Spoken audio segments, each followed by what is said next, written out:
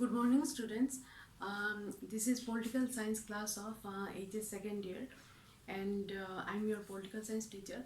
So, in my last class, I discussed that how Congress dominated the three general elections in India, and the nature of Congress dominance. Now, today I'm going to discuss the social and ideological base of Congress. Now, what do you mean by social base? Social base of Congress. Now, before going to social base, we have to know that in 1885, Congress was formed. Indian National Congress was formed, and it was formed by whom? By A.O. Hume. He was a British civil servant and he founded the Indian National Congress.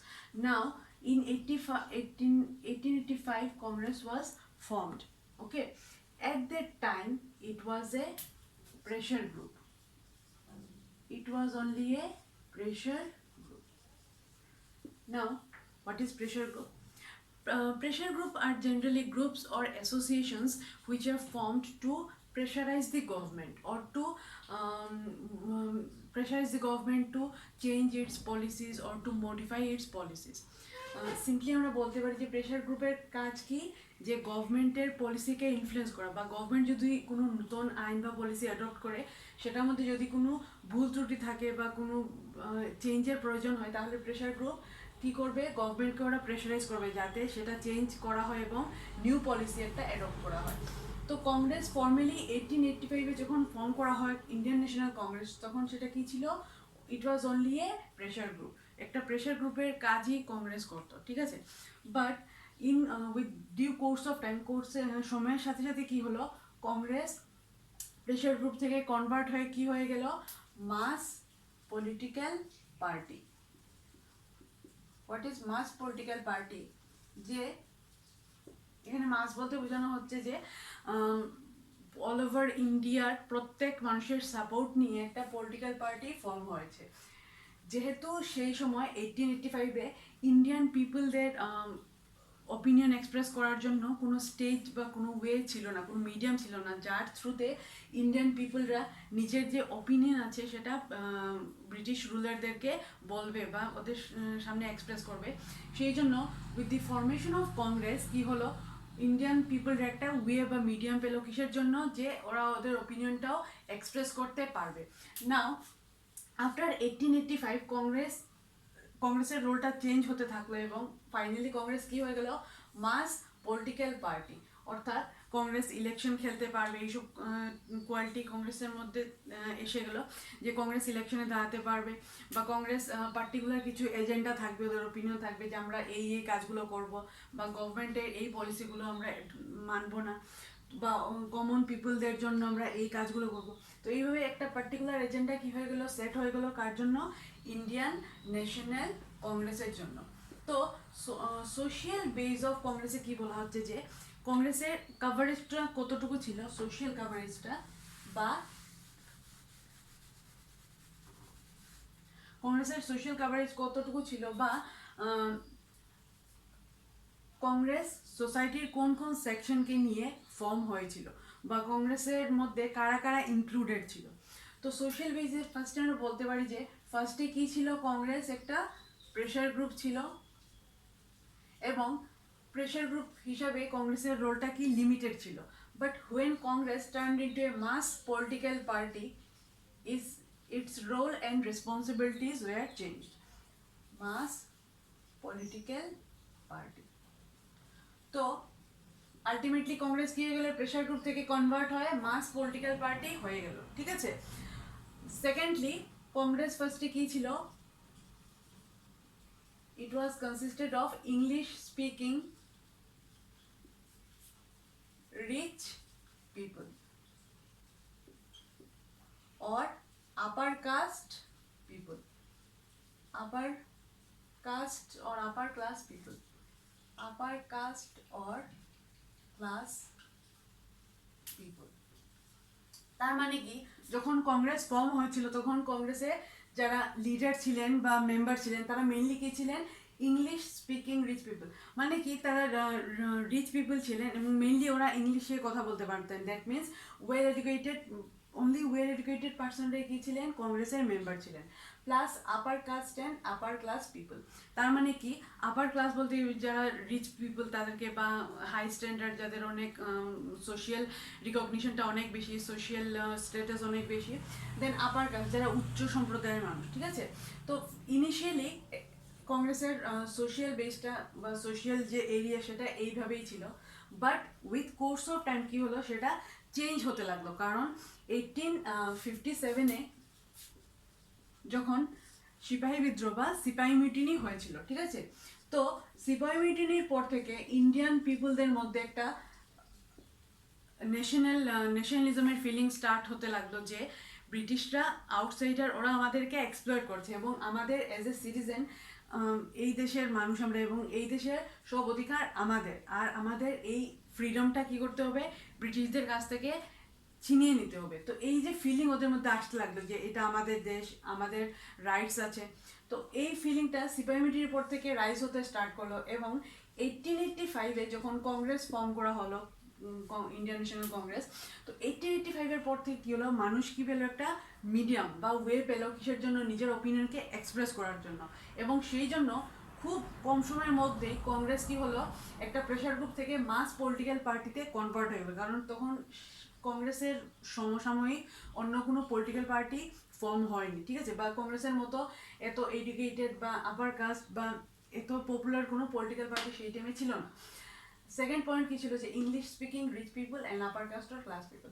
তো এই যে initially যে stage ছিল কংগ্রেসের, যে ওরা limited number of people নিয়েছিল, শুধু রিচ এবং আপার কাস্ট পিপলকে নিয়েছিল, বাট লেটার সেটা কি হতে লাগলো, চেঞ্জ হতে লাগলো এবং সেই হিসাবেই কংগ্রেসের সোশিয়াল বেসটাও চেঞ্জ হয়ে গেল। নাও সোশ্যাল বেসটা কীভাবে চেঞ্জ হলো,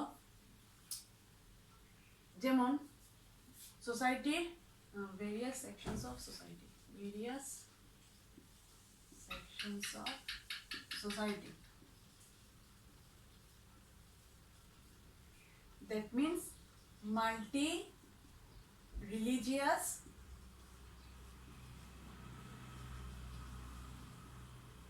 multi-caste, multi-community. So with the due course of time, what happened, the social base of Congress had been changed. Now earlier there were only English speaking rich people and upper caste or upper class people, but after some time what happened, that various sections of society, they equally participated in the various campaignings or various meetings of Congress. They became the members of Congress. তো কংগ্রেসের মেম্বারের যে area সেটা বাড়তে লাগলো এবং সোসাইটির বিভিন্ন সেকশন থেকে মানুষ কি করতে লাগলো, কংগ্রেসে জয়েন করতে লাগলো। তো মাল্টি রিলিজিয়াস, যেমন ডিফারেন্ট রিলিজিয়াস গ্রুপস যেতে লাগলো, different caste group, different class, মানে rich poor middle class, different caste class রিলিজনের পিপলরা কী হতে লাগলো, কংগ্রেসে পার্টিসিপেট করতে লাগলো।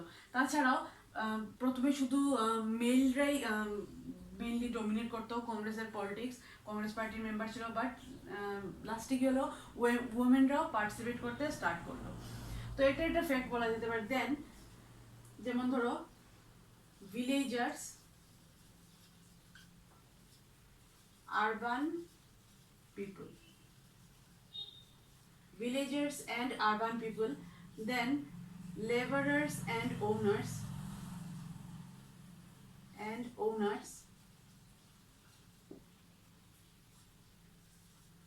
conservatives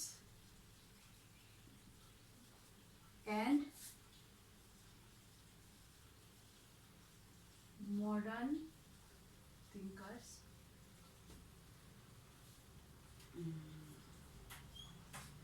Then rich and poor.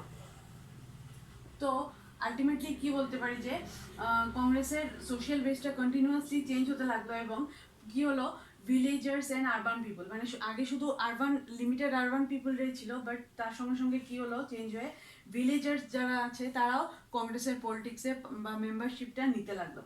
Then labourers and owners, মানে যেমন ধরো তোমার কোনো ইন্ডাস্ট্রি, সেই ইন্ডাস্ট্রির ওনাররা যেভাবে ইনভলভ ছিল কংগ্রেসের পলিটিক্সে, সেই ইন্ডাস্ট্রির যারা লেবারার, ডেইলি ওয়েজ আর্নার যারা, ওরাও কি করতে লাগলো, কংগ্রেসে পার্টিসিপেট করতে লাগলো। তার মানে কি সোসাইটির প্রত্যেকটা সেকশনের মানুষ, গরিব ধনী যারাই ছিল, তারাই কংগ্রেসের মেম্বার হতে স্টার্ট করলো। দেন কনজারভেটিভস অ্যান্ড মডার্ন থিঙ্কার্স, মানে কি যারা একটু গোড়ামি চিন্তাধারার মানুষ কনজারভেটিভস, তাদের সাথে সাথে কি হলো, যারা মডার্ন চিন্তাধারার মানুষ তারাও কংগ্রেসে পার্টিসিপেট করতে স্টার্ট করলো। রিচ অ্যান্ড পোর, হ্যাঁ যেটা আগেই বললাম। তো তার মানে কি কংগ্রেসটা আলটিমেটলি কি হয়ে গেল, multi community, multi religious and multi caste group. অর্থাৎ কংগ্রেসে যেটা প্রথমে একটা লিমিটেড নাম্বার অফ পিপলরাই পার্টিসিপেট করতো, মেম্বার ছিল, সেটা চেঞ্জ হয়ে কি হলো, মাল্টি গ্রুপ হয়ে গেল, যেখানে কোনো ডিভিশন নেই। অর্থাৎ সবাই একসাথে হয়ে গেল কিসের জন্য, to free India from British rule, মানে ব্রিটিশের হাত থেকে ইন্ডিয়াকে বাঁচানোর জন্য মানুষ কি হলো, ইউনাইটেড হলো। এবং এই ইউনাইটেড হওয়াতে কি হলো, কংগ্রেসের সোশিয়াল বেসটা ধীরে ধীরে চেঞ্জ হতে লাগলো। নেক্সটে ডিসকাস করব আইডিওলজিক্যাল বেস অফ কংগ্রেস।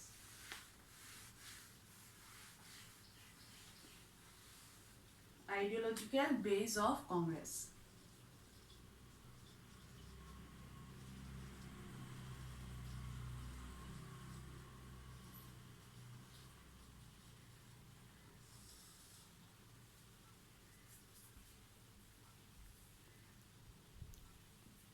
তো আইডিওলজিক্যাল বেসে কি বলা যেতে পারে, যে open party and free and flexible ideology.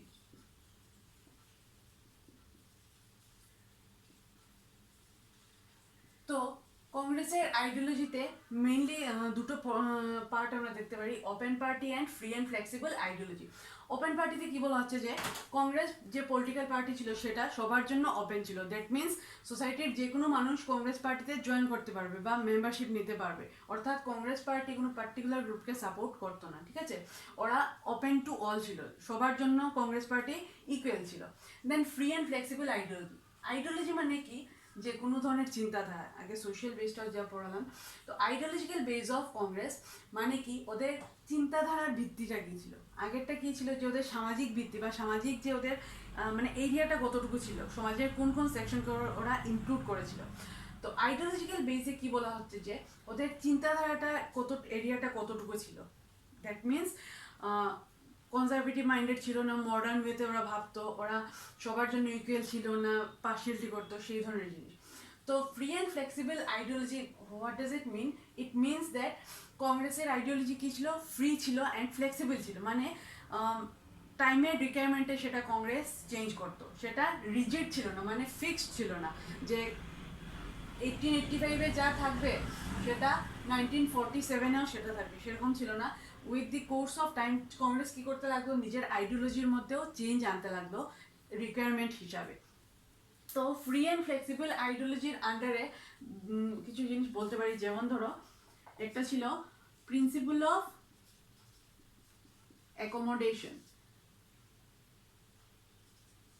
Principle of accommodation and principle of tolerance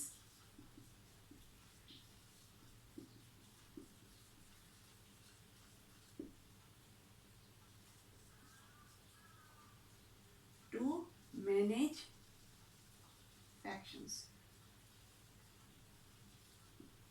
Now principle of অ্যাকোমোডেশনে কি বলা হচ্ছে, যে কংগ্রেস একটা প্রিন্সিপাল ফলো করতো, principle of accommodation. Now what is accommodation? অ্যাকোমোডেশনে বলা হচ্ছে যে কংগ্রেস একটা ব্যালেন্স ডিসিশন মেনটেন করবে।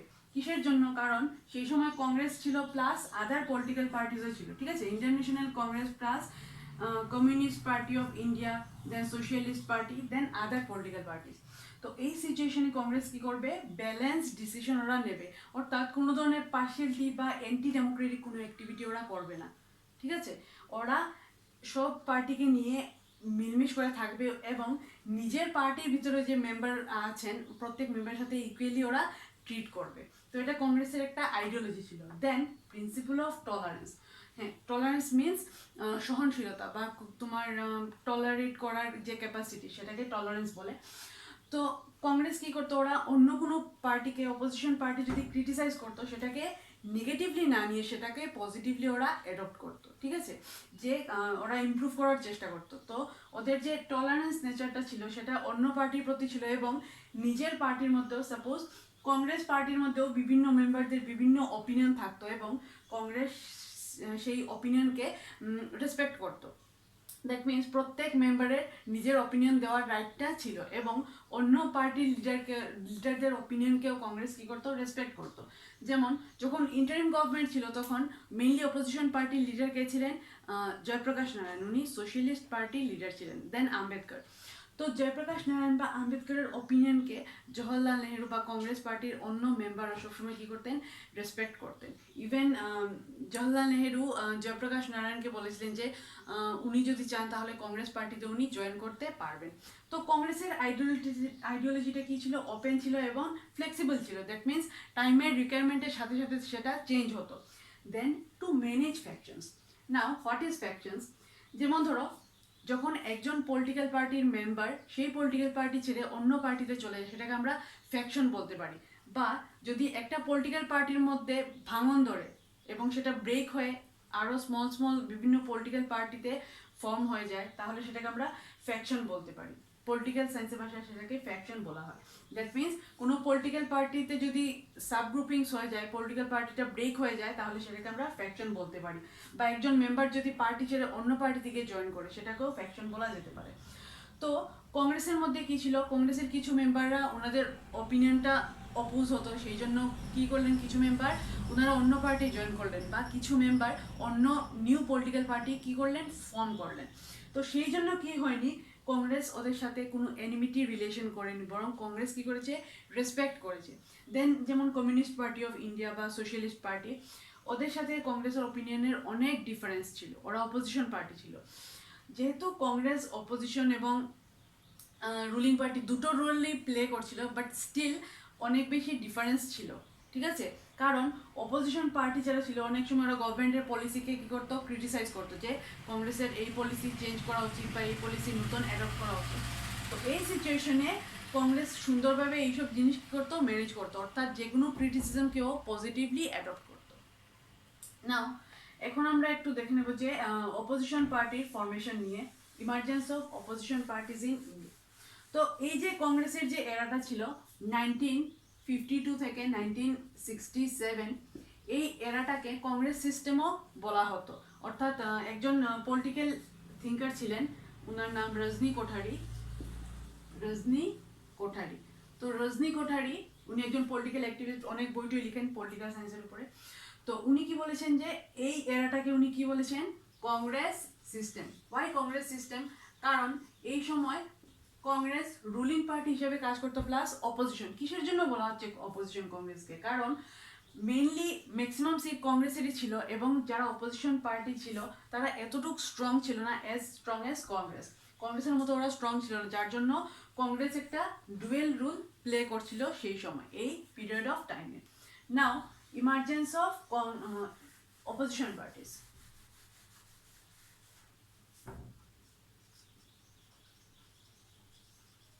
Emergence of opposition parties.